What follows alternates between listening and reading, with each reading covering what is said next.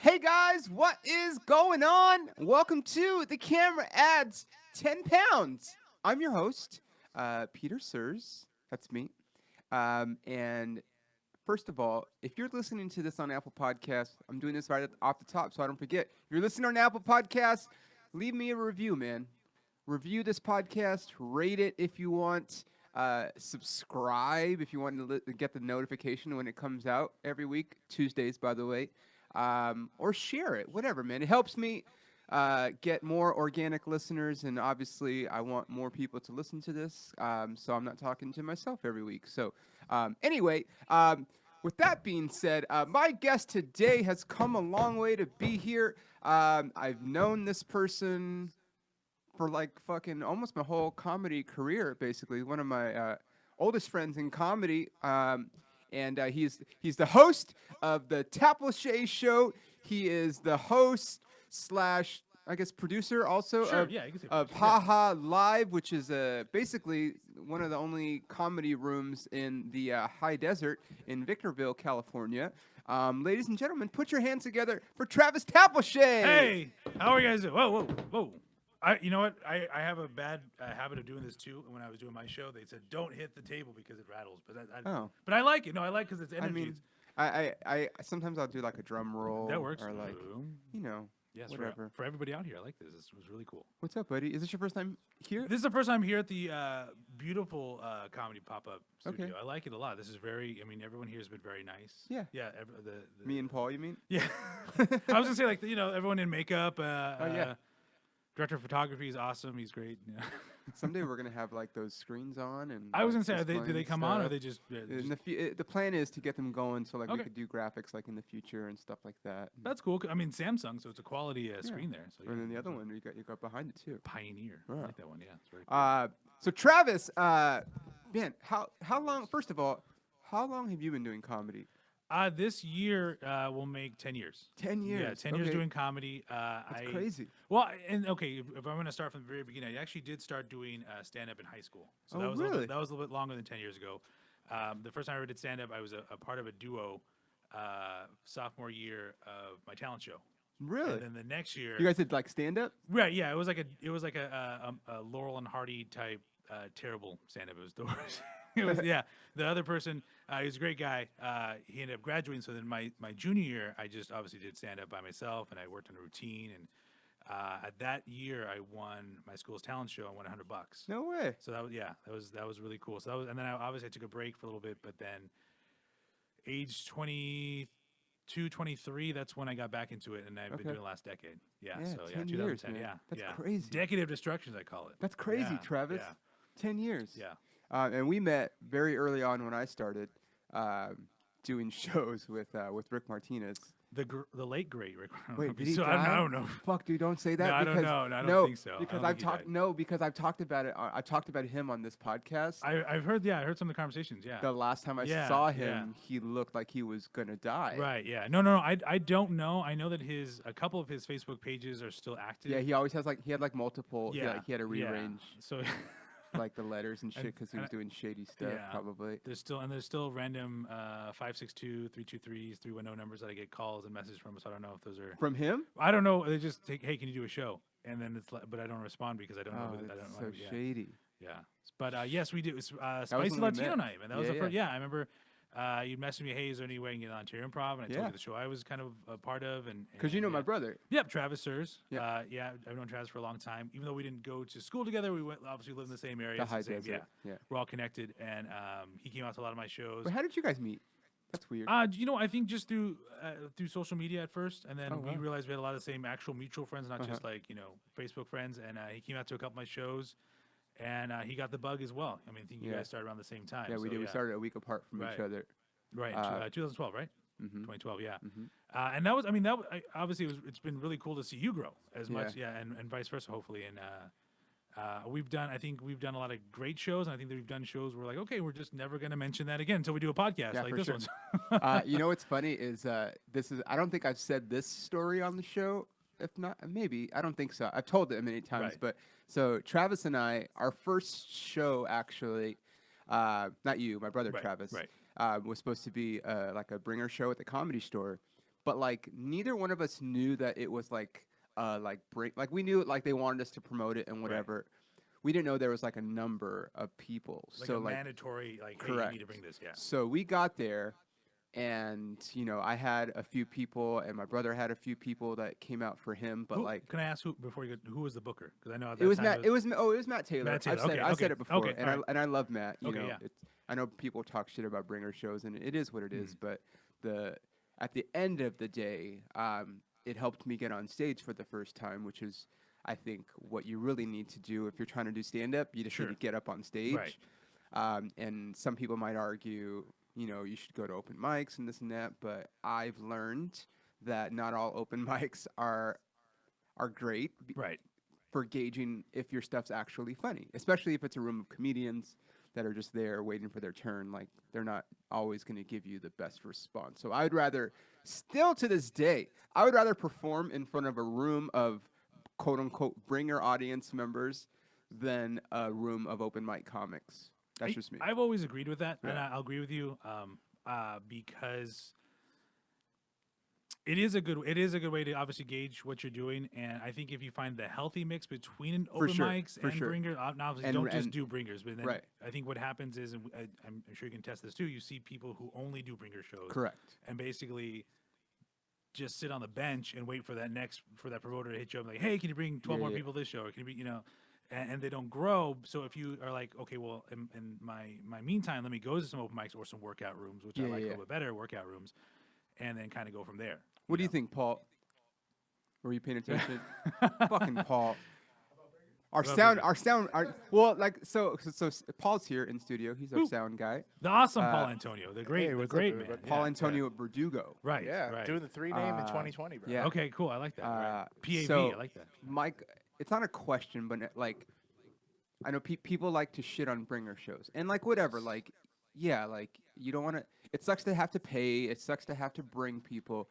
But for me, I was saying I would much rather, even though I don't do them anymore, like I would much rather perform in front of an audience at a bringer show than perform in front of comics at an open mic. Yeah, I mean, it's kind of like comedy classes at the end of the day. If you don't have another way in, that's a good way in. Yeah. Like, I'm not somebody that shits on comedy classes either.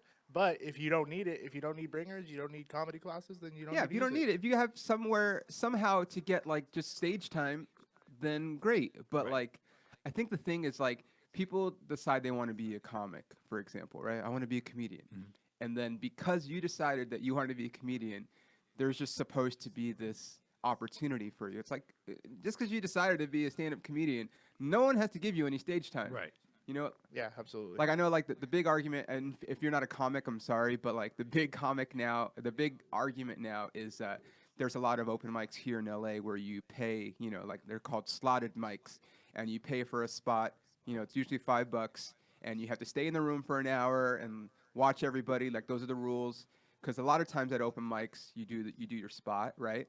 And then a lot of times it's a lottery, so you're waiting for your name to get picked. And then once your name gets picked, you do it, and then most people usually leave and they go try to do another one. Whereas the slotted mics, you're going to be there for an hour, you know you're going to get up, and people are still, you know, talking shit about it because it's like, oh, we shouldn't have to pay $5, and it's like, I mean, yeah, does it suck that like broke comics have to pay for stage time?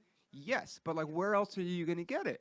Yeah. Plus, you're in a room with other comics that can give you, you know, tags or Yeah. something. Or Yeah. I think the biggest benefit to those things is you're around comics who most likely are doing it, and you're networking there, and you Yeah. never know who has a show or who has Right. some kind of opportunity that, hey, I met you at a slotted mic, but now down the road, you guys might be working together. Yeah. Well, and a lot of those shows are on like an off night early in the week, like we were talking about before, and that way it gives you the opportunity to meet somebody on a Monday, Tuesday. Maybe you're doing a show Friday, Saturday with them, and that way, like you said, it's just a networking event. So even if you're like not getting as many laughs, you're like, okay, well, at least I got to perform in front of people that were listening, Yeah. and I get to meet some cool people. Yeah, Yeah, I get to, exactly. It's a hangout, and because comedy gets lonely too. Like I can attest, you know, like it just gets lonely sometimes, and so just to be around other comics, like, you know, we talked about it with Paul here and like with different people. Like you don't want to get sucked into like the negativity of it all, Right. Because that's toxic, and I don't know if I've used that word on this podcast. It's very popular now, but like to be around, because like a lot of times it's a lot of people bitching about this person got this and this person got this and they should be working here, and like you don't want to get into that. But if you're just looking at it from a standpoint of I need to work out, for lack of better terms, I don't see anything wrong with doing a bringer show if you could bring people out, and I also don't see anything wrong with paying for an open mic because at the end of the day, you're just trying to get better. So if you're doing it for a purpose, don't see anything wrong. The one big advice I do give to a lot of young comics or even comics who are trying to get in the game, Travis, how do I get stage time? How do I get stage time? Create your own stage time. Be your own booker and producer. All of us have run rooms and run stuff. And I always tell them, find everyone knows a bar owner, everybody knows a spot. Hey, that's my best friend. He runs a room, or he owns a bar. Talk to him. Maybe talk to him a little bit of budget. Maybe talk to him. Hey, can I have what's your weakest night? Is it a Tuesdays and Wednesday? I can fill in. Maybe bring some comics. We'll do an hour, 2 hour show. You know, create your stage time. You host it, or maybe have you feature. It just you have to create it. Sometimes it's just not there. And that way you don't have to do the slotted mics. And you just, and you get better faster. You do. I started as a variety open mic host. Before I ever really was doing comedy, I hosted for about a year. By the way, Tapleshay does one of the coolest things at his show. Shout out to the Holiday Inn in Victorville. Where I want you to explain it, but you go ahead and you put on a comic for the first time. I do, yeah. So I do a first five, which is in a sense kind of like a bringer, but not really. It's loose. You're just like, hey, bring people out and watch them perform. I don't obviously penalize people who don't bring someone, but I do encourage it because what I'm going to say is, look, your friends and family members are going to razz you about doing comedy, but once they're in the room and once you're on stage, they're going to support you 100%. For sure. They're going to talk shit before the show. They're going to say you're going to suck. But when you're on stage, they're going to want you to be you and do well. So I do a first five, and honestly, it's kind of a loose term too because I'll let them go like maybe 5 to 10, depending on how well they're doing. I had a guy who did 20 just because he brought 30 people. Oh wow! And he actually had them roll, and he actually had jokes, which is what I want from that. Yeah. And he did great, and I brought him back. But it's really cool because it is someone who people who have messaged me, people who are in my inbox. Hey Travis, I live like in Victorville. I live in a neighboring city, and I can bring 10 people. Okay. Work on a set. I'll give you a month to work on 5 jokes, 6 jokes. Yeah. And sometimes it works, and sometimes I had like a girl who did her first time, and she decided to do a raffle, which was, I'm just raffle? Like, I gave you 2 months. Yeah. Oh, wow. Yeah. She'll go nameless, and she'll probably end up watching this, but even though she did a great job, and I'm very happy that she was able to get on stage. Yeah. Because I think that's what was part of it too. She wanted to kind of speak in public, and I think she got over that. But now just go a little further. Now work on the jokes and work on the material. I need to work in a raffle to my routine. And it's the best. I think the best part of that idea is when you're starting out in comedy and when you're doing like these early shows, which is their lineups are all new comics, So you bring your friends, even if you get friends to come out to the first one, their idea of what a comedy show is a bunch of rookies on stage kind of doing their thing. And it sucks. For Tapleshay show, you have the person doing the first 5, but then it's followed by a pro lineup, which is insane, dude. Yeah. It's always a great time. And it's I think all of you guys have had experience at different shows that I ran too. They get the encouragement, maybe I don't want to say false sense of confidence, but they get a little confidence. Say, hey, you know what, I did well. I did, maybe I want to do this again. Or they don't, maybe that was it. Maybe it was like, hey, it was just cool to do that, And they sell merch. And they sell merch. Yeah. Somebody did their first set and then sold merch after. Yeah, it was amazing. Right. That's right. Yeah. Yeah, it was great. Yeah. Hey, at your show? Yeah, my show. Shut the fuck up. He showed me the show. He's a great guy. He's Professor TK. He's awesome. He's love him. He's a great dude. He just did my room again a couple weeks ago. He's a really good guy. And he showed me, and I'm like, I don't know what that means. He said, you will. First show selling merch. That's ballsy, dude. He sold, good for him. And that's what I tell him. Like, that's good because when you go on the road, you need extra money, man. Yeah, why not? I mean, it's already paid for itself. So I like this because you run shows, and you've run shows for quite a while. Right. And Paul is only a couple years in. Wait, you're 2 years in? 4 years in. 4 years in. But he runs shows. Paul, but all you guys, I mean, all of us. Yeah, that's what I'm saying. Like, I've been running shows pretty much since I started too.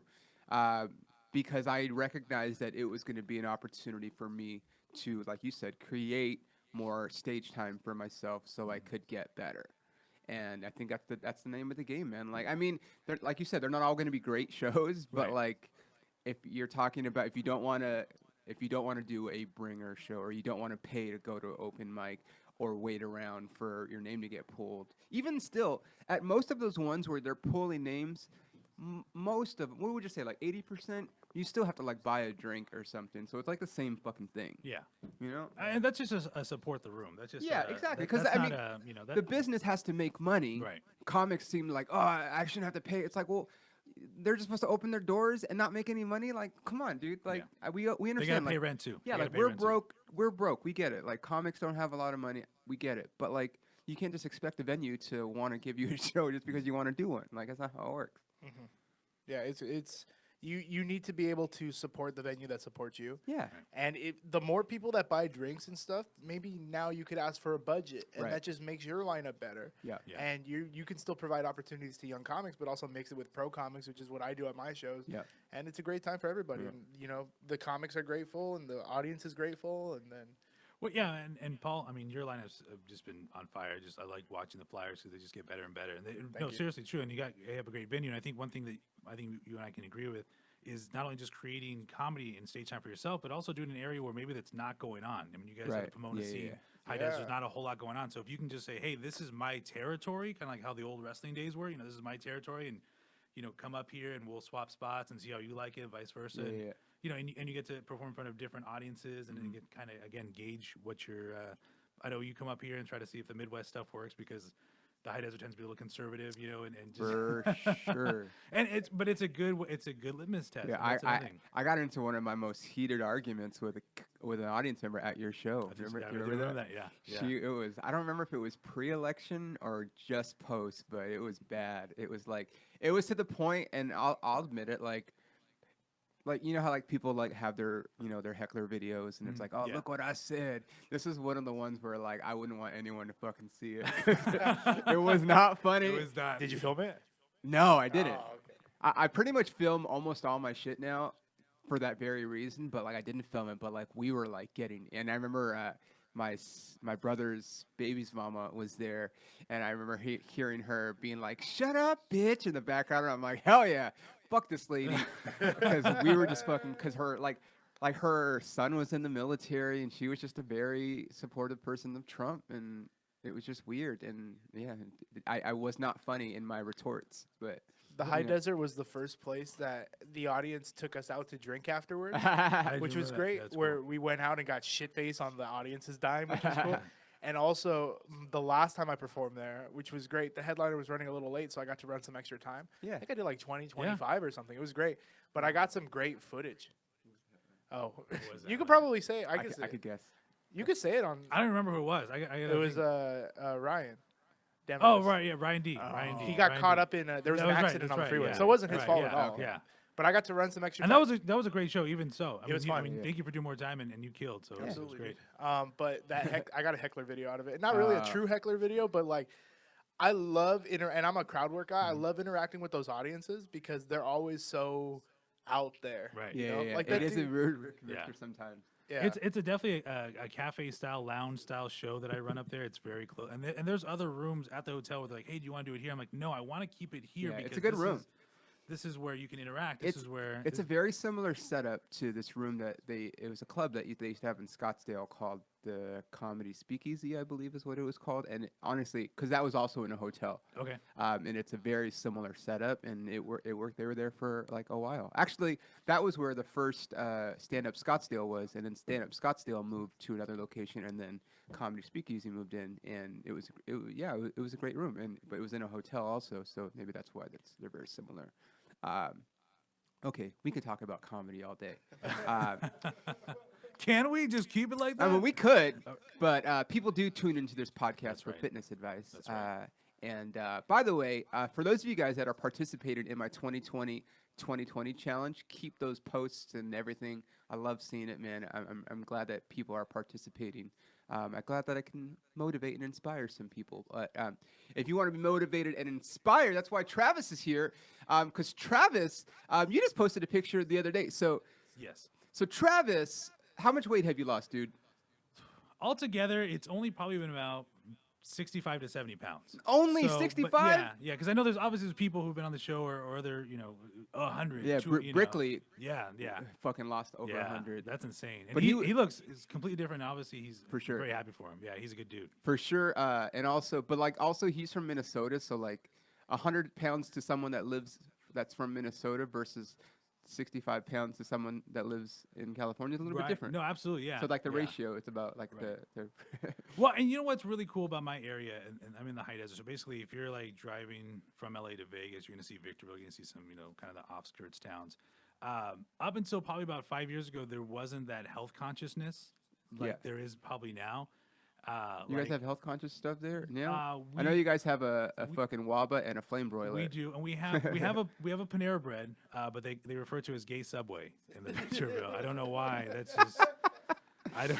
That's funny. That's 100% true. They're like, oh, we're gonna eat a panini at the gay Subway. I think it's called Panera, but it's all right, guys. But no, so it's kind of cool to see that. I mean, now there's more. Now there's like an official yoga studio, where last time it was like maybe like at a community center, so some official like. You guys have a yoga studio? We do, yeah. Oh wow, Destination what's it Yoga. called? It's called Destination Yoga. I don't go there. I'm just saying that. Is it hot yoga or regular? They do hot yoga. Okay, yeah, they next do time the my hot brother yoga, over there. Yeah. Adam Travis probably won't go, but Adam needs to. He's having some back problems. You got to stretch it. Yeah, and that was a big thing for me. So summer, I want to say 2017, I literally bent over to tie my shoes and I could not get back up. And my sciatic nerve was all out of whack.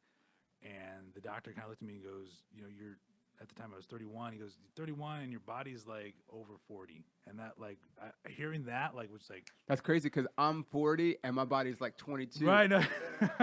Like the opposite. That's right. I'm fucking Benjamin Button in this bitch. And you know what? And working alongside you and some other comics and we live in this society, and I hate to say it, but the way you present yourself, I'll say it, is how you get booked more, is how you get out there, is how you get these opportunities. So I knew that I could obviously change the way I was eating because I love exercising. Exercising was not an issue. I didn't mind running. I did a lot of hikes, lifted weights all throughout high school and even until now. It was the eating right, and I can't stress that is really a huge key. And sure. I know you can attest to that because you can work out all you want, but if you're just putting shit in your body, then it's pointless, right? It's true. Yep. It's 100% true. I mean, it's not pointless. This is what I always tell people: if you work out all the time and eat like shit, you'll be stronger, right? You'll be healthier in general, as opposed to not working out at all. You'll be healthier and stronger. Probably have more energy, but it's gonna get really magnified if you are if you want to see progress, if you want to actually see it, then yes, your food is because most people work out, they want to see the progress. You do, yeah. You want want to see the result. The way they want to see the before and after. Right. They want to see their abs start to show or their biceps get bigger, whatever it might be. So if you want to see physical change, your food is the most important. Well, for sure. Yeah, and then, so for me, and obviously, if you are doing the gym or you're doing multiple things, you're spending a lot of money. So you obviously want to see results because it's like, okay, if I'm spending like $50, $60, $70 on a membership or, a program, I want to see the results. I want to get there. And for me, it was just, like I said, that kind of wake-up call. I really decided change up my diet completely. And, I'm sure comics have talked about this in the past. Our shows will end 10, 11, sometimes midnight, and then you go directly and get something to eat because you're just starving, or maybe you just had a hot set, or maybe you had a bad set and you're just like, I need to your pizza feelings. this off. Yeah. I got a pizza. Sure. I got to burrito this off because that's the only way it's going. And that's what it was for me. And that's just that constant flow. And going back to working out. If I stop working out, but then I continue to eat like crap, then that's when things are going to go back. And it's easy to just get off a routine and go from there. But yeah. Summer of 2018, so about a year and a half ago is when I really started to make that big change. And I knew that I could get the next level if I just changed up my eating habits. And that's what I basically did, some intermittent fasting, things like that. Just kind of throw it in. And I saw the results, and I really. What's your window? Do you still do that? I don't eat until so I guess it's whatever it is, the noon to 8. I mean, everyone's different. That's what I'm asking. Yeah, I would say that. And even then, it was maybe noon to about 6 p.m. because my work schedule is it starts my lunch off, and then before I leave work, 6 hours. So you have a 6-hour window? Yeah. And that's it? I was doing that as the hardcore way. Yeah, fuck that. Yeah. But yeah. I know it works for people. Right. And I know the science behind it and everything. And if you could do that, but I eat all fucking day. But I also, I'm already at 2,700 calories burned today. And I don't fuck around, you guys. But the thing is everybody's different, Right. you know. So intermittent fasting is That was one. Yeah, one that of was, one of different. yeah, I'm sure. and then just like I'm sure like yourself, if I'm an early riser, so like 4:35 I'm at the gym. Yeah. Spend a good hour and a half there, and start my day off the right way. Give me that energy because after work I'm either at You a wake up at show. 4:30? Yeah. Good for you, Travis. Yeah, it's tough, but it's tough, right? Is it? Yeah. I mean, especially Wait. if I did a show and I don't get home till 11, 12, you know, Yeah. that's I did it on purpose today when I didn't have to. yeah. I You did okay. it on purpose because Okay. I knew I was gonna have this, and I knew that probably gonna go do a mic and then probably go to the comedy store. So I was just like, let me just fucking do it now, and then I could do everything else. Right. So It is a good. Even on my days off, I'll do Yeah. that too. I feel better if I do it first thing. Like just my energy level throughout the day. I'm like, oh yeah, like I already did it, and I feel great like the rest of the day. yeah. Then it's already done. You're out of the way, and you can just kind of Yeah. And then I threw in the intermittent fasting. I don't eat till noon, so it's like a gap of 6 hours where I'm just So like, do you work out and then not eat when you're doing? yeah, I'll have like maybe a protein shake or a quick drink, but then I try or like maybe 2 egg whites, and then Okay. and then I know that's technically not the intermittent fasting. but Yeah, I it's won't not at eat, all. Yeah, That's breakfast. Yeah, it's right. But then I won't. And Asshole, then I won't, Travis. Yeah. That's only on certain days. But I had to do it hardcore because I really had to like trick my body and going, okay, this Yeah, is yeah. this is. I mean, I really and then when you can kind of like backtrack a little bit when you're kind of seeing more results or Yeah. when you're. I mean, 65 pounds. That's a lot, dude. It is, yeah. So at my heaviest, I want to say 275, and right now I'm at 195, and I kind of go between 190, 195. Well, your heaviest, you're 275, Right, and now you're 195. right, 95, yeah. So that's 80. I can't do math. Yeah, that's about 80 pounds. That's yeah, 80 yeah, that's about pounds. 80 pounds. Yeah, yeah. And I want to like, I want wait a to minute. just for myself too. I mean, I know those BMI calculators. Technically, I'm supposed to be no heavier than 189 Yeah, for my. fuck but, BMI. Yeah. It's dumb, dude, because like if you have muscle, like if you have a lot of muscle, your BMI is going to be higher because the ratio to like your height and weight, it's It's gonna be off. it's right? not the best gauge. Body fat is more indicative. Right. Like to have your body fat measured, that's more indicative Right. than BMI. BMI is like an old stat because like in the old days, it was like, Right. yeah, if you're this height and this, Yeah, the Jack LaLanne, the juicer days Yeah. when you. No, it's true. So, but just for myself, I would like to be maybe 10 pounds less even now. So Oh, 180 yeah. to 185. That's Okay. kind of where I want. That's my goal. And honestly, for my comedy, it's been really good. I mean, I have a lot more energy on stage, Uh-huh. and just obviously throughout the day. And then I can do more jokes, I guess. And I think, and not to go. You can't too do much- fat jokes You anymore. can't do though. fat jokes You're anymore. Yeah. like me now. You tell Right. a joke about a fat person, and they're like, "Hey, fuck you, man," and you're Right. like, "Nope, I'm just talking science here. Right. That's Not what, being like, an asshole." they're cutting like this giant Yeah. 72-ounce steak. and they're trying to, But yeah, it's true. I mean, you really have to watch. I mean, it's especially for just young people in general. I mean, diabetes is huge in my family. Oh, really? So I mean, if I can do whatever I can now, I'll Yeah, just prevent for that, sure. or at least push that back further in life. And maybe by the time that I am older and I do probably have it, then there's more to do. Don't but- talk like that, Travis. No, yeah, no, fuck, yeah, man? no. He's like, "I'm gonna get diabetes I'm someday." gonna have to come on stage with a stroller, like no, but I mean, whatever just, I guess the thing in general, just take care of yourself. Really, Yeah, I mean, I mean, really, that- just honestly, that's- like yeah. whatever you do, I mean, just don't go for, even if it's just like, hey, at Thanksgiving, don't go for that second, play. Just be cool with the first one. You piled it Yeah. on or whatever, and just be all right with that. But I mean, I didn't even have Thanksgiving this year. No? No, because I was flying back from Oklahoma on Thanksgiving, and I was gonna go to my brother's house. Right. But I got stuck. My flight got delayed for like 6 hours, and my girlfriend was leaving. She left on Thanksgiving, and I flew back, so like we missed each other. And I ended up spending 6 hours at the airport. So by the time I got home on Thanksgiving, it was like 9 o'clock. And I did was the airport do like a Thanksgiving for people that got delayed or anything? Oh, you know what we did? The fucking asshole from Southwest kept singing fucking Christmas carols over the loudspeaker. And I so was- you were on the plane on like the tarmac? And you no, couldn't go like anywhere, I had a or- layover. Okay, so okay, I flew okay. from Oklahoma City. Oklahoma City, you can almost never get a direct flight. So Sure. it was like Oklahoma City to Phoenix, and then we were supposed to be there for like an hour. We ended up being there for 6 hours. I was supposed to get home like around 5.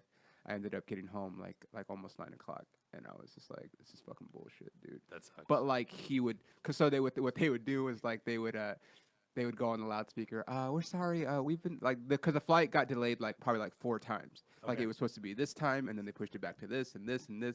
And so every time he's like, "I'm sorry."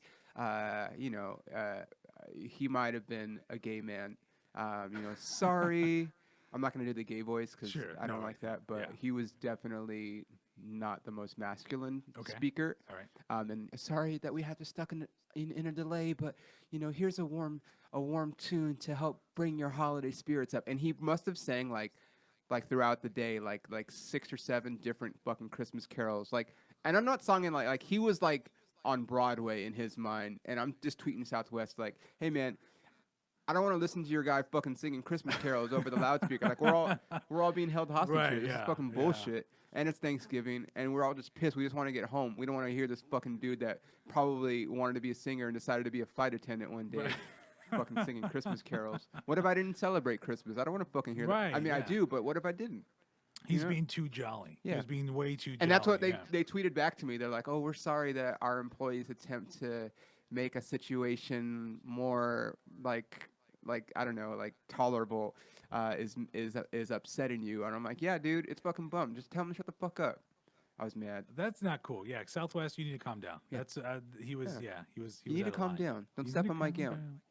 down. Thank you, Travis. So anyway, but yeah, no. Thanksgiving, yeah. Don't have 2 plates. Have 1. Don't have to replace that one. Yeah, I got you. Can I tell a quick layover story? Yeah, 'Cause for you told sure.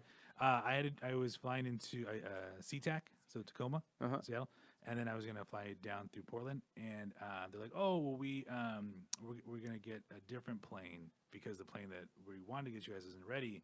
And like, I was like, "Okay, I've never experienced that before. That's cool."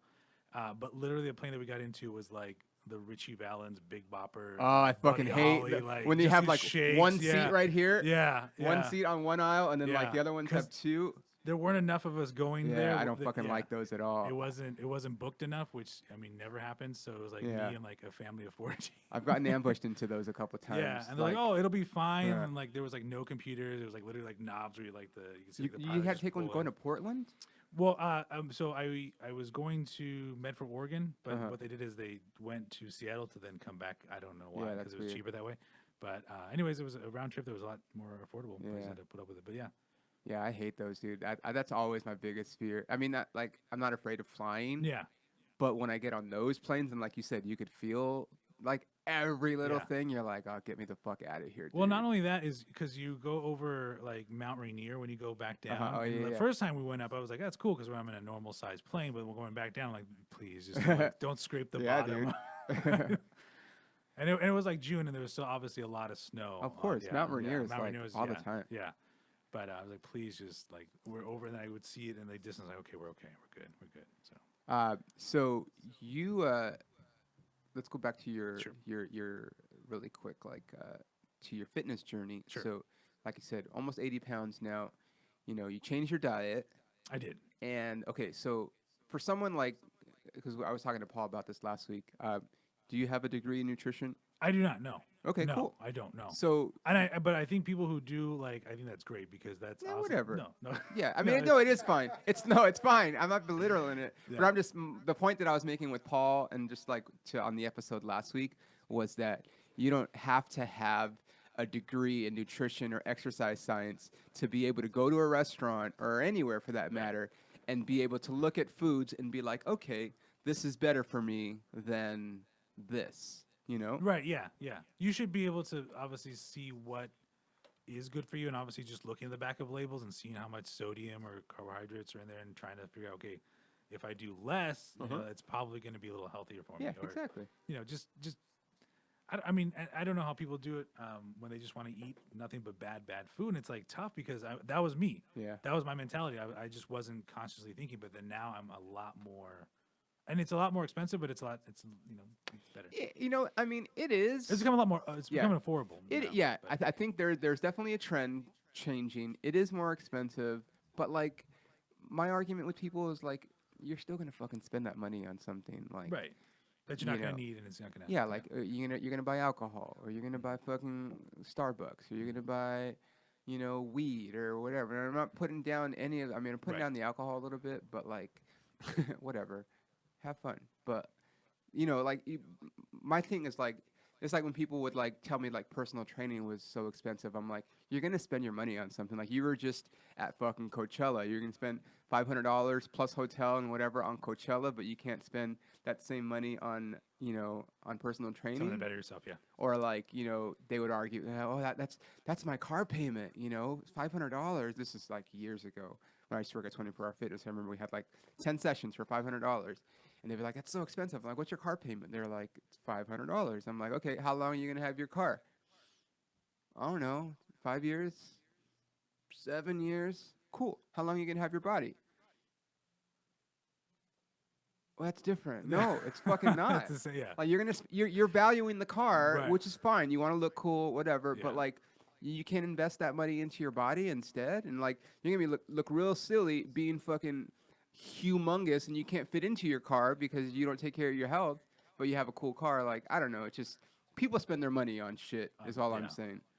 And people get very credit rich, and they just don't realize, okay, I need to take care of myself as opposed to all these, toys and things that I have. And yeah, no, but it's true. I mean, you don't need to have a degree. You don't need to have any sort of formal training just to go, okay, this obviously looks better than this.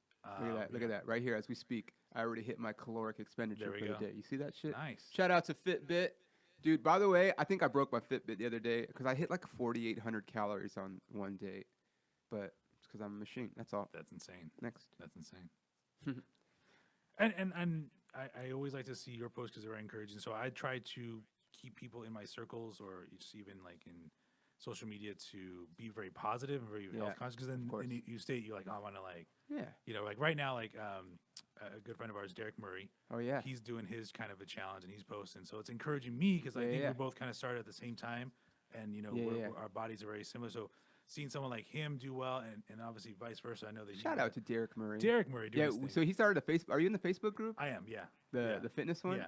Yeah. So I've been in it since it started because it started last year, and I was just thinking about it. Like a lot of the people in the group, they're trying, but like there's a lot of excuses in the book. Sure. Or in the group, and I'm always just like, stop fucking, like, there's no excuse, man. Just do it. Like that's. I know I'm not to be an asshole and insensitive, but like I had my sciatica like a couple months ago, and it was like I was really scared that I thought it was something really serious, and it turned out to luckily. Right.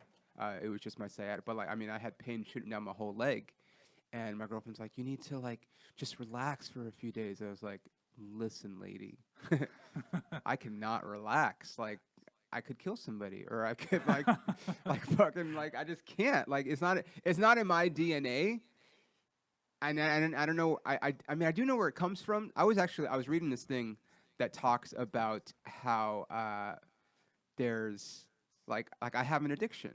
And my addiction is, I mean, I'm addicted to comedy, which is another thing altogether. But like the addiction to exercise and, the regularity of it and how certain people, and I'm assuming that I might fall into that category where like we get sad if we don't work out because we feel like, our bodies change, like psychologically, and like, I don't have like body issues. I just want to look good. But like, there is a thing where I think it's like body dysmorphia, right? Like I don't have body dysmorphia though. Okay. Like I look in the mirror, I'm like, fuck yeah.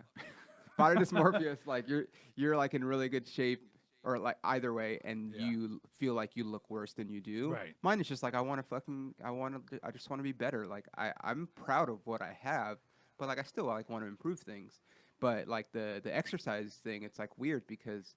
Yeah, like there's a thing that's like you're addicted to exercise, and even like on your days off, like it brings down your mood and stuff. Because like you have to take days off from exercise, like you have to. I posted it actually today. Like I had, what's today? Today's Monday.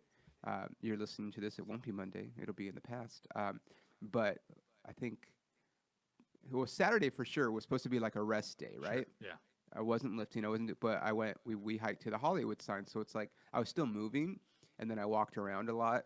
I walked to the comedy club and back because it's kind of like a little bit more than a mile. But anyway, at the end of the day, I burned more calories on Saturday, which is my rest day, than like a couple of the days that I actually worked out during the week. So for you, working out is like a full like lifting weights and everything. Yeah, lifting weights or doing cardio or just like actually like working out, like hike, Right. like walking up to the Hollywood sign. Although it's a hike, that's not like a workout. Right. I mean, Right. it's physical activity, but Right. like I wouldn't be like, oh, this is my workout. Like, Right. no, fuck that. Like someone, so I'm doing, that 2020 challenge. I don't know if I did it all, if I said them all the right way. Um, but somebody posted like in the thing, like, oh, like I haven't been posting all the time, but I did, I did I did house chores yesterday. So, that's my workout. And it's like, no, it's not. That's not the fucking workout at all. Like that would be like me being like, yeah, I did, I had 2 shows last night. That's my workout. Fuck no, that's not my workout, dude. That's just you're doing your shit. Like Right. that's not that. So But like yeah. if someone's trade was like construction and they worked like and they're Okay, so that's a good point you make. So because I've gotten that too. Someone's like, oh, I don't have time for the gym, but I have like a physical labor job where I'm on my yes. feet, blah blah blah. Okay, I'll say this because my brother is kind of. I mean, he's not really construction anymore, but like kind of. Travis, hello. Uh, I think that any kind of job you have that's like physical manual labor, yes, you're doing things, you're doing activity. However, just like anything else, your body will get used to it.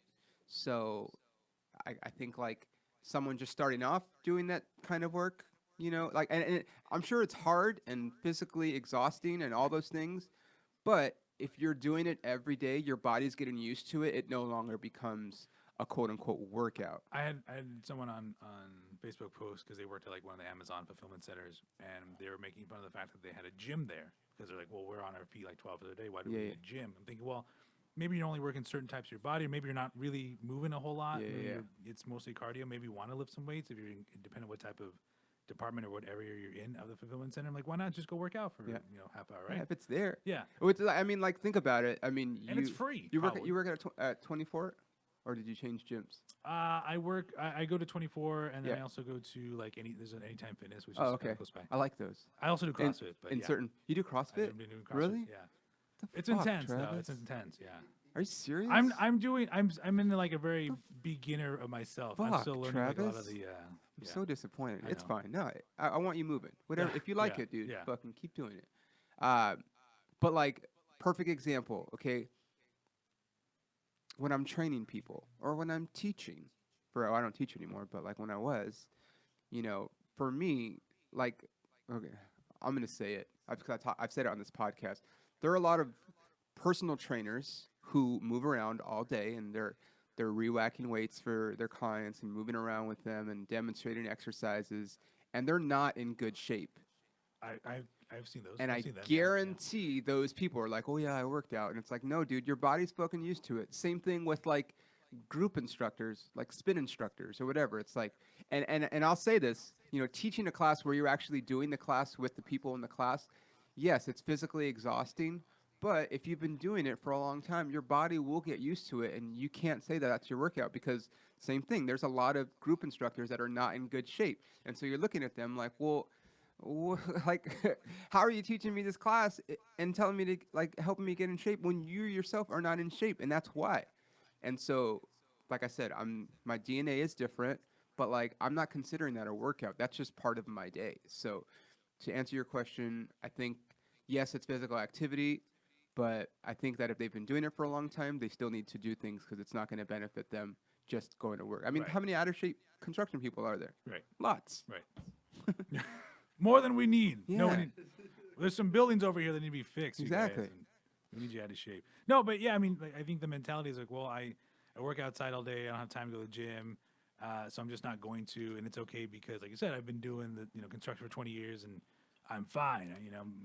Healthy as a horse, blah blah blah. But then the reality is possibly not. I understand, and I understand. Like, if you have like I mean, I've never had one, but like, if you have a job where you're doing physical manual labor, like, I understand that it could be physically exhausting, but at the end of the day, if your health and fitness is important, you're either gonna wake up fucking 4:30 or earlier. I mean, Right. one of the things I love, and I'm sure you follow him too, is like when I see The Rock. And he's like, all right, guys, I just worked out. It's 3 a.m. I got to work on this movie, but I got to get my workout in. And you're like, he's up at fucking 3 o'clock in the morning, Right. dude. So whatever time you have to be at work, You could make. I mean, is it gonna be? Is it gonna be pleasant to wake up when it's No. at 3 o'clock? No, but look at his fucking body, man. Like, I mean, he's The Rock. Or you do it after work. I mean, and then the argument's like, well, I'm tired. I'm just like, yeah, but you're used to it. So it's got to be one or the other. It's just, you can't make the excuses, man. Like, you either get up early or you just stay up a little bit later. I mean, you can go to bed earlier. Like, most people I know, they get off of work and then that don't work out. They get off of work and maybe they have kids and whatever, and then they sit around and watch TV for an hour or two or three. And it's like, there's your time right there. You opted to watch TV. If that's going to be your deterrent, then I say do exercises while you're watching TV.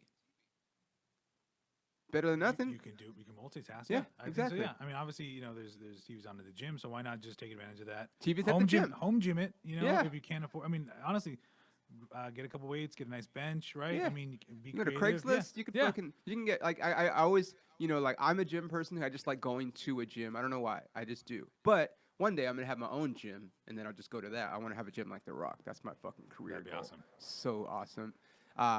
But like I've talked about it a lot on this podcast. It's like, yeah, you don't have to spend money on things. Like, you could just do things in the comfort of your home. Right. For free, or like around, I'll talk about like, I just ran through my neighborhood. That's free. I just went to the hike to the Hollywood sign. That's free. Like, there's things that you can do. You don't have to spend money if Right. you don't want to. Right. Push-ups, sit-ups, those are all Exactly. things you can do, Yeah. I mean, the prisoner workout. Right, Fucking yeah. push-ups, pull-ups, fucking squat, run. Right. Like, whatever. Right. That's it. And then when you're done, just shank somebody. That's Yeah. what you do. You Or just- dips. And dips too. Dips too. I remember my buddy Eric, his wife, Desiree, her dad was kind of like in and out of prison all the time. Okay. He passed away a couple years ago. Sad. But anyway, I remember one time, like, when I was training, like, early on. He's like, "Oh, so you're a personal trainer?" I'm like, "Yeah." He's like, how do you get ripped? And I'm like, I mean, I'm kind of going through the science of it. You got to eat right, got to figure out this. He's like, "Nah, Holmes, all you got to do is push-ups, dips, and pull-ups. That's it." And I'm like, I mean, when you're in fucking prison and you're eating like just basic bland food and you're doing those things, then yeah, sure, that's probably all you need to do. I But want to see, Men's Health magazine come out with like a prisoner. I was talking about it a couple weeks ago with one of the girls I had on because she lives in New York, and there's a guy, I forget what his name is, but he opened a gym in New York, and that's the premise. Like, I guess he was some kind of convicted felon. He was in prison for a long time. So like the workouts are like prison-inspired workouts, and people, of course, in Manhattan like fucking love it because they're like, oh, this is great. Like, but like, he's like basically taking them through shit. But like, I guess I'm sure there's a certain style that I kind of want to check it out. I think it'd be fun to do once. I just want to. Yeah, like when Russell, not Russell, Gerard Butler did 300. Oh yeah, everyone was doing. That was like the big thing. Yeah, so obviously there's trends and stuff like that, but I think that would be one that would definitely take off. Yeah. You put like one of those gyms like in South Central and see what happens. Like, man, I do this shit every day. I ain't finna do it when I'm out. I said finna, whatever. I'm half Creole. It's fine. That's okay. Yeah. I want to check it out though when I go to New York. I love it. That's the thing. Like when I go to the high desert, it's like I mean, other than the 24-hour fitnesses, there's like a couple. I know there's a couple up there. There aren't really like a lot. I mean, I guess there. I mean, you could tell me more. Yeah, I mean, now it's like I said, the focus on gyms or just restaurants or even grocery stores that are having a lot more organic. You guys don't choices. have Whole Foods up there though. We do not. We don't have Trader Joe's. We have an Aldi. A what? An Aldi's is like a Trader Joe's. No, it's not. Okay, but it's not. Yeah, it's not. Aldi's? It's very similar. Yeah. I had on. It's like German, I think. Do you guys have Gardenas? We do have Gardenas. Yeah. It's Gardenas. Yeah, we have several Gardenas. Those fucking guys are We have they're like, Gardenas, Vallarta. they're expanding. El Super. Yeah. oh, El Super. I've seen those too. The Yeah. soup, yeah, it's really good.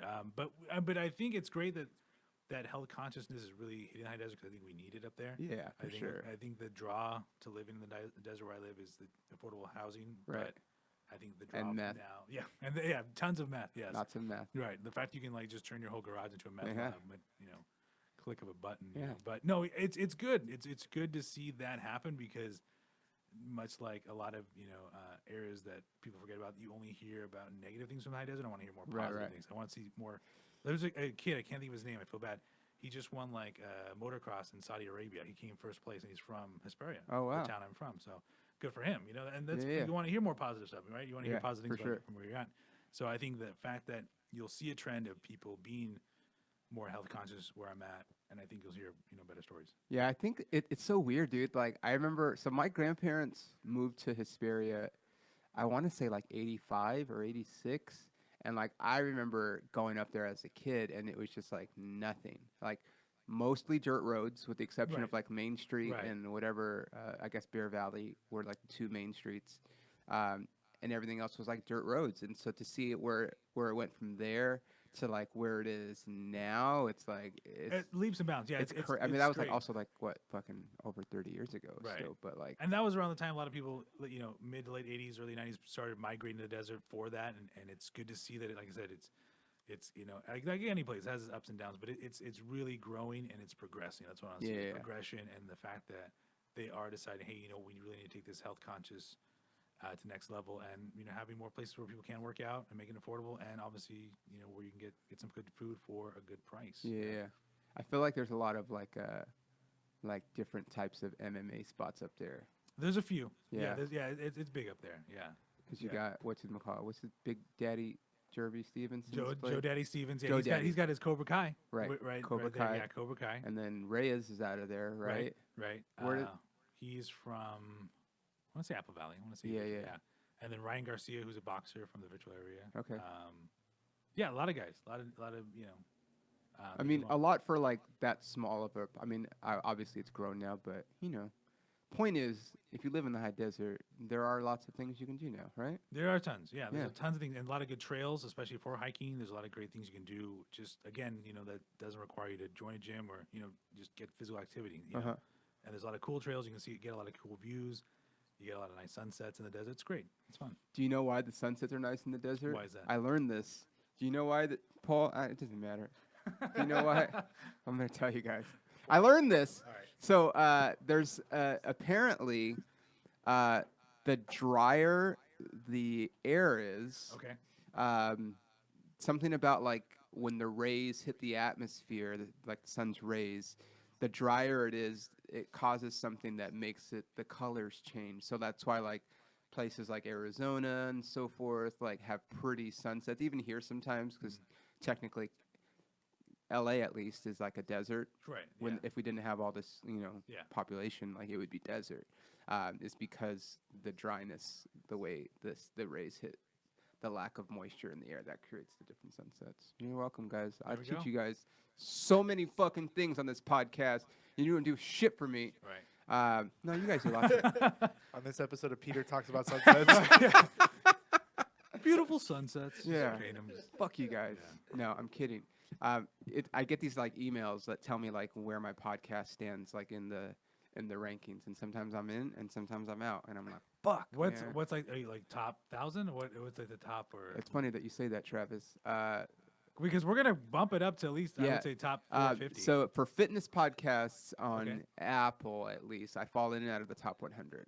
that's not bad. I know. That's awesome. It's Congratulations, buddy. way That- better yeah. than I thought. But Yeah. it takes time to grow. I just like doing it, because like Trust the process, as they would yeah, say. I mean the thing is like everybody has a podcast these days, and like especially comedians, like, and it's like funny, like What about your other one? What about the Dodger one? my Dodger one? Yeah. I don't know. I don't check. Really? But now that I know how to do it, like I could probably check, but I don't know. Because I think now you have to do at least a 2-part series on The Astros cheating and then- scandal. Can I tell you something, man? So I love the Dodgers, obviously. I hate a lot of not hate. I can't stand a lot of Dodger fans. Pessimistic, ignorant to the sport, fucking ghetto as fuck, whatever. And I'm ghetto too, but like, Órale. yeah, right. But like during the season, before this even happens, like I'm on all these forums so I can Sure. promote my Dodger. I mean, I'm on it because I love the Dodgers, but also to Right. promote my podcast, at times and stuff. And I have like bits about the Dodgers that like I'll share on there and whatever. And like it's just nonstop bitching on there about like they need to trade this guy needs to get fired, and I'm just like, dude, how shitty is your life that all you have to do is fucking go to Facebook and bitch about something that literally has nothing to do with you? Like, I have a podcast because I like to, and I just like people hearing me not just trying to be funny all the time, Right, you know, like right. just talking about things and whatever. But since this Astros thing happened, like people, you would think that people's kids got raped. Like how much? I'm serious. Like Honestly, it felt like they did. I mean, but you know what, dude? This is the thing. Like, okay, I have a bit about it, but like, I'll always remember going to my first World Series game. It was fucking against the Astros, and yeah, like, did I want them to win? Does it fucking suck that they got screwed out of it? Like all those things, Yeah. yes, but like. It doesn't take away the memories. Like I fucking was there. Like I cried tears of joy being at the World Series for the first time in my life, and like it was just a great time. And like the fact that I got to experience it. I mean, I hope I don't die tomorrow. But like if I die, like I went to a fucking World Series game. It's something I always wanted to do. But like to be online bitching about it still, like what do you want them to do? Like like are they gonna replay the series? No, it's No. like it's fucking done, dude. Like no matter what they talk, like even if they strip the Astros of their title, they're not going to give it to the Dodgers. And even if they did, you think any player would be like, okay, here's my ring that I got as a constant. Like they don't fucking care. It's over with. Like it's done. Yeah. Move on. Fucking next. Quit being a loser and fucking complaining about it. It's the same people that are like, I can't get in shape. Fucking loser, man. Just fucking quit bitching. Worry about right now instead of worrying about fucking some shit that you literally have no control over. Control the shit you can control. Fuck, man. All right. Wow. It's a nice sunset on this podcast. I can't. I just watch. I'm just gonna hold on. We're gonna log in right fucking now. Real the time podcast crossover. I that, guarantee. Yeah, the I comedy guarantee Papa's you. been needing the. On this episode of Peter Checks Emails. I'm surprised. Usually, like it's like I get my notification. That's why I had to turn my notifications off because like This it's is just, like when the cast of Friends was on Frasier and then Frasier went on the cast of Friends. Like it's a crossover like that. It's insane. Yeah.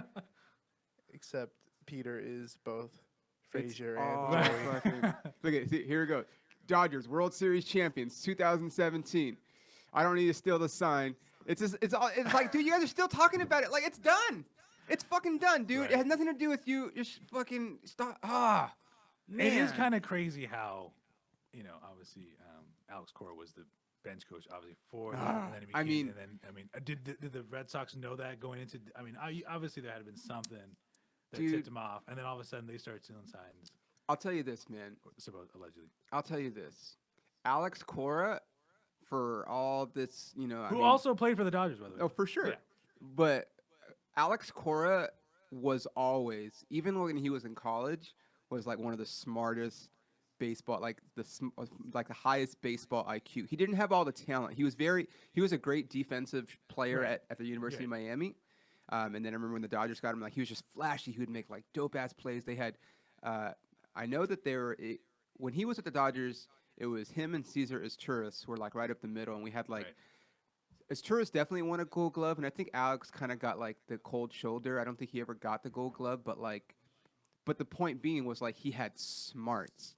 So it does not surprise me that he fucking was smart enough to be like, oh, this is what we can fucking do, because he was always trying to cut corners like so I mean, yeah, like it sucks that the Dodgers didn't get it, but like I'm not gonna fucking sit here and cry about it. Like I mean, if they would have won, you know what would have happened if they won the World Series in 2017? I would have gotten drunk for the first time. And that's it. And then I don't have to listen to people talk shit to me. But it's like, whatever, dude. Like, I don't. Trade Corey Seager. Dude, do you know that this has become this is a crossover podcast, like you said. Do you know that when the season was over, I tweet a lot about the Dodgers during the season. When the season was over, that was one of the first tweets. Like, I did like a post because I was like, I'm done.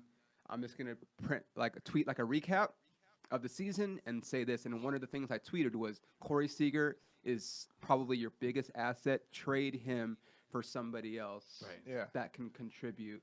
I said that literally the day the season ended. Yeah.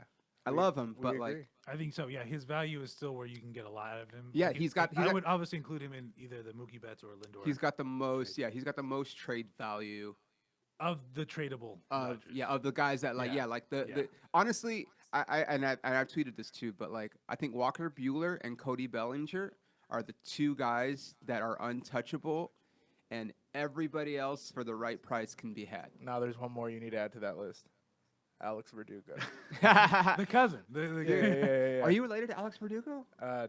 Oh. Most likely not. But I just like having a Dodger jersey that has Verdugo on the back. Yeah. Sick. Yeah, that's cool. I would say, yeah, and then whoever they brought up, May, I think that you could probably get rid of him. And No, yeah, I'm telling you, Bellinger and get a good fucking- package and together, Bueller. get some good, Yeah. Because obviously now the free agency is pretty much done. You have to go to those big trades, and I think Yeah. there's gonna be something that's Yeah, gonna happen right before spring training. I feel it. I mean, we'll see. The thing is like, and I've talked about this a lot of times, but like they make so much money, and as long as Dodger fans keep going to the games, they're number one in attendance every year. Right. Their profits are so high that like they're still very competitive, and they still advance through the postseason. Right. Pretty deep every Right. year. Last year we got eliminated the first round, but like, I mean. I would agree with you though that as long as they can at least make it to an NLCS once every 3 to 4 years, Yeah, and at they least don't make the have to do playoff. And shit. they don't have to. From a Yeah. business standpoint, from a the business owner's standpoint, like, yeah. why the fuck do we have? Yeah, Like, we don't have to spend yeah. money. You guys are still gonna come. Right. We're still gonna fucking pack the stadium. You're still gonna overpay for these Even tickets. even in those lull years, they were Yeah. still. Yeah. I I mean, went the to so many games. Yeah, Mexicans always show up to the Dodger games, dude. No matter what. The only time that we didn't come was when we found out Frank McCourt was using the team's money to buy his then he couldn't wife play- a yeah, house and that's all right, that yeah. shit. That was when fans actually stopped going to the games, and it was sad for me. But after that, once they got rid of him, it was like, yeah, they're going to be number one every year. Right. Okay, Travis, really quick, tell everybody where they can find you on social media. Okay, so you can just search me by my name, Travis Tapleshay, or you can do. You have a funny handle, though. I do. It's at EST86TQT, which is my birth year, 1986, and then my initials. I know. Sorry. It's also my first tattoo. That was. Oh, really? Yeah, that's how it was- Established 86? Yeah. Where I at? still have my left bicep. Oh, okay. Yeah. Okay. In Old English. So I'm very interested about the prison gym. So I will be. I just tweeted something the other I know. day. I was like, I'm Mexican, but I'm not tattoo my name in Old English Mexican. That's funny. Do you have an Old English tattoo, Paul? No. Okay, so Travis Tapleshay on But it looks cool, you guys. on Instagram, Facebook, Twitter. But also, I'm going to be. We were talking about Travis's room that he Yes. runs. January 31st. Yeah, January 31st, which is a week from. The last Friday of the month. For last Friday of January, we'll just say that. Yeah, when the it last comes Friday of out. January. But when you guys hear this, it'll be the following Friday if you're listening to it in real time. But Right. yeah, Friday, January 31st, I will be at the Haha Live in Victorville. So you don't have to come all the way to LA or Ontario to see me. You could just, if you're in the high desert, come see us. I've been working on a lot of new stuff. So It's a fun room. It's it's always fun. It's make a whole date night out of it. You want to bring a date? Yeah. Or just some buddies. Or we always go to girls' night. BJ's before. That's like my spot. That's That my. is awesome. That's like I plan my cheat meal so I can. I love BJ's. I don't know why. I just do. I think all men do. Wah, wah. And then what else was I gonna say? Oh, and I'm also gonna be I'm gonna be at Ontario at the Bar 83 Lounge Saturday, January 25th. With my nephew. I don't know why I say my nephew, my godson. Danny Cervantes. Who just in my room? He did great. He Oh, was, yeah? he was there a couple weeks ago. He did an awesome job. Yeah. Yeah. Did he cuss? He did. Yeah, tell him you gotta try to not. But to it was cuss. funny. I mean, No, he's- yeah, it's fine. It's fine now because he's an adult. But But you're right. It's weird because I do remember seeing him was like 13. when he was like 13, Yeah, he'd be like, "Fuck yeah. this," and I'm like, "Dude, you can't like." It's cool like around family, but like the general population is gonna be like this fucking little like. Where's his parents at? Yeah. We're great so- people, by the way. Oh yeah. I mean his dad. I mean we grew up together, and yeah, it's just like it's family. Right. Like I mean, family is family. Not to get too philosophical, but like some family like they're just family by blood and that's it. Right. And then you have people that are not blood that are family. Right. Because Yeah. you're actually close with them and care about them more than like your actual blood. But yeah, my cousin Daniel, like he's probably been to more shows than anybody since I started. And travel to see you, not just the local general area. He'll drive, especially if I'm at a casino because he likes to gamble. But I mean, it's just crazy because like you have people that will no matter what support you. which is great. And then That's you have awesome. people that fucking will hate on you, which is also kind of great because they hate on you. Then it's like, all right, well, I know I'm doing something right. So it's just weird, but like, yeah, his dad fucking been to so many shows like everywhere. So thanks, Daniel. All right, guys. Go to my website, www.petersurge.com for dates if you're in another city, in another state somewhere, because I'm coming to you very soon, I promise. Thanks for listening to the Camera Adds 10 Pound, guys, and peace out. Bye.